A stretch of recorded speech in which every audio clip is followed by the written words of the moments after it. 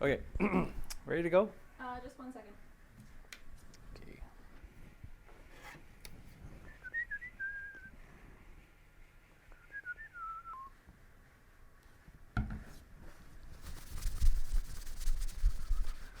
Hate when these bottles leak. It's ridiculous. 385 and 405. I wonder if this would work on MSLA.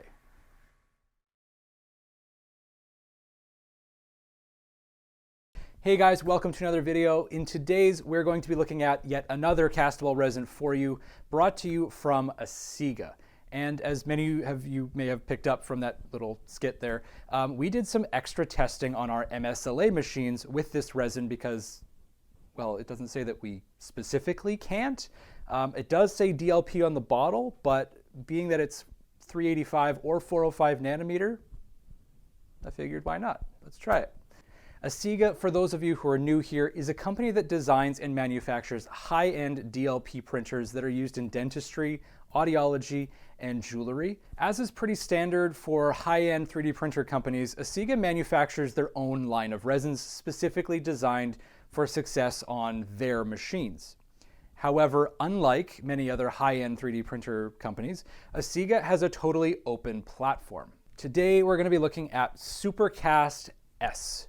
This was only released this week. We've had the opportunity to play around with it for a few weeks so far, and I must say that it is definitely full of surprises. So one of the first and most obvious things about this resin is the color.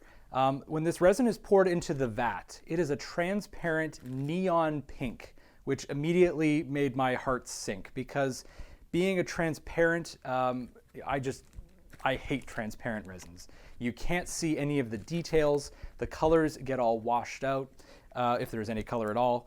And just overall, transparent resins are not very conducive to quality assurance. Basically, when I'm printing, jewelry models, I need to be able to make sure that all the details are there, all the prongs, everything is good. But much to my surprise, when you print with this resin, it turns from a transparent pink into a vibrant neon Barbie pink, which is awesome. The second thing that I noticed that really shouldn't have been a huge surprise was that the models are incredibly perfect. Now, being that some of these came off of a DLP machine, that shouldn't have been a huge surprise to me. There are actually details on this skull model, for example, that I never really noticed before. And that would be, there's a tiny little skull motif on the back here where I normally put a sprue. I never noticed it before because no printer has ever really been able to print it properly. And now it has. And now I know it's there. Now I know I've been covering up a small detail all this time. Now I'm going to continue to put the sprue there because that is the most logical place. That's what I've been doing so far. I have to stay consistent. But anyway, it's really good to know that there are details still yet to be found on some of these models that we've been using for so long. Something else to note is that, as I mentioned, we did try this on the Mars. With this resin on the Mars 3, you can barely see any print lines whatsoever. We've come across resins before, one other resin before, where the quality of the resin was noteworthy to the point where it actually made a much cheaper printer look like it was a much higher end printer. Just for contrast though, I cannot see the little skull on the back of this one. The Mars 3 was not able to capture that little bit of detail. What we're focusing on now is not necessarily the machine quality, it's the resin quality, that it worked so well on a 385 nanometer DLP Asiga and a 405 nanometer Mars 3. So that said, obviously this resin works across the board.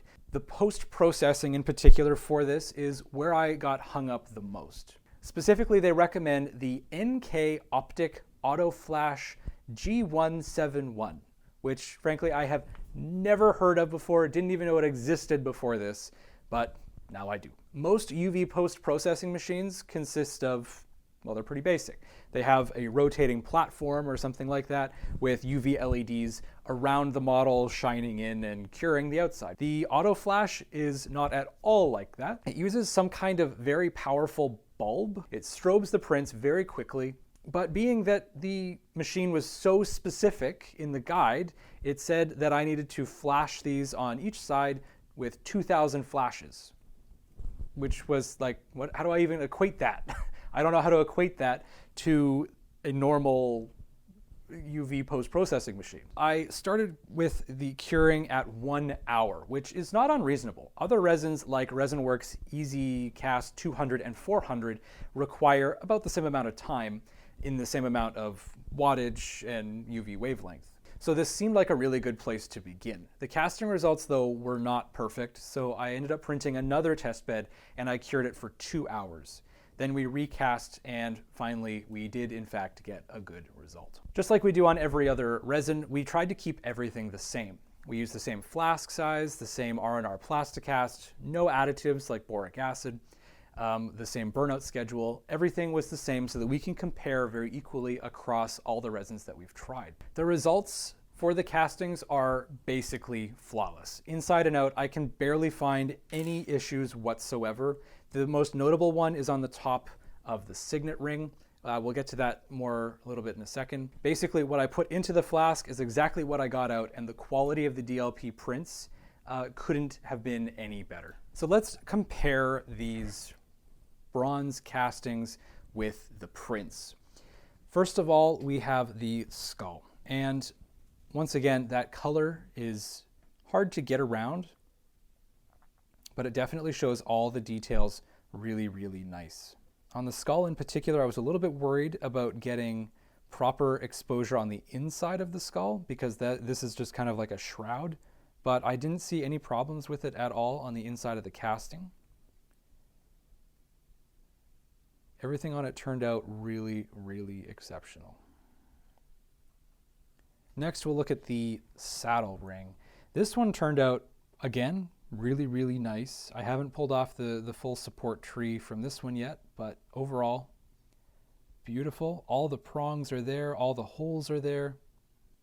Or rather, there is no surface texture on the sides, where if we were to see any, we would normally see it around here. I do see like the slightest bit, but you know what? That's going to come off with just with polishing. So that I'm not worried about at all. I wouldn't even classify that as surface texture. All the holes, perfect. Nothing in the center. Just a beautiful, beautiful casting. Next, we'll look at the engagement ring.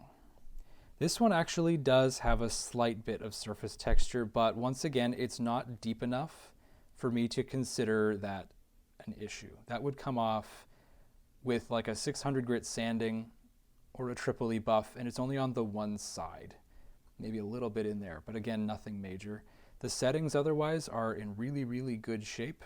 I think one of these prongs is bent. That's probably from the tumble.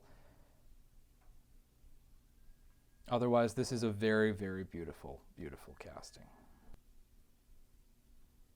Let's move on to the tiny, tiny engagement ring. I actually left this center support in place because I just wanted to see, you know, like, could it act as a sprue? And it did, in fact. It's not maybe the most effective sprue at all. It's basically more of a wire, but, you know, couldn't hurt to leave it. And it seems to have helped a little bit. I do see a tiny little bit, what looks like flashing actually. But I mean, that would come off with the support anyway, so that's no big deal. All the details in here, this is a spot where detail loss generally happens. You're supposed to be able to set a tiny little like 0.5 millimeter diamond in there, and it looks like you definitely could. I don't see any surface texture. Well, maybe the slightest bit, but again, not even enough to note. It's just what catches the light. It's something that would get buffed off very rapidly. You wouldn't even need to sand it. So overall, this is a great, great casting as well. And lastly, the one that had arguably the most trouble was the heavy signet ring. This one, it doesn't look... It does have surface texture issues right here and on the top, very slightly. This is definitely worth concern, but it doesn't look like it's resin related. They're very jagged, so it tells me it's not a typical type of porosity. What it looks like to me is some of the investment broke off maybe while in the burnout, but that's very and I don't feel like that would be a consistent result. If I did this again, I almost guarantee I'd see something else. I don't see the typical surface texture issues that we get with this model on other resins around this area. It's perfectly smooth.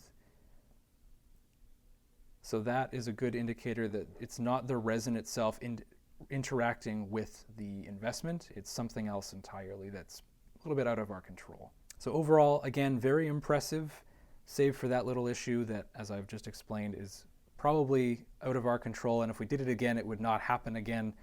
So this resin handled flawlessly. So what else is notable about SuperCast S before we close out this video? Well, the strength of the models is really, really good. They are really tough. In other words, if you go to print these models and have to ship them out to your caster or to a client, you can probably, breathe a sigh of relief that these are tough models. They're not going to get destroyed save for some unforeseeable event. The next notable thing, the cost is definitely premium.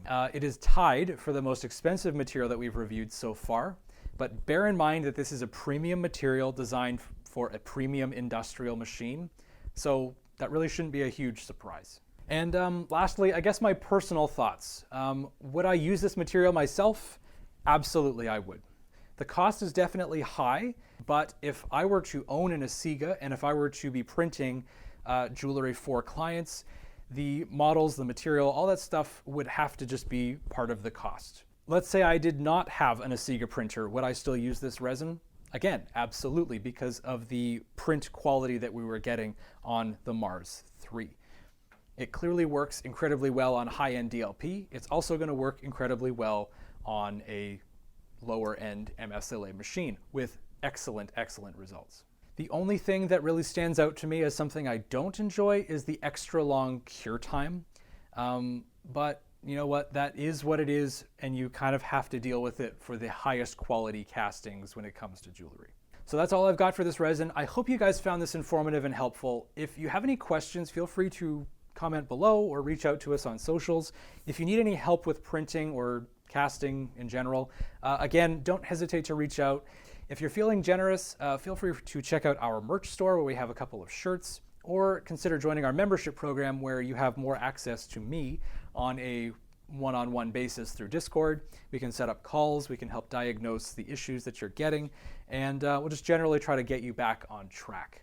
So that's all for this video. Thank you very much for watching. This has been Asiga SuperCast S. Check them out in the link below if you're interested. I will see you guys in the next video.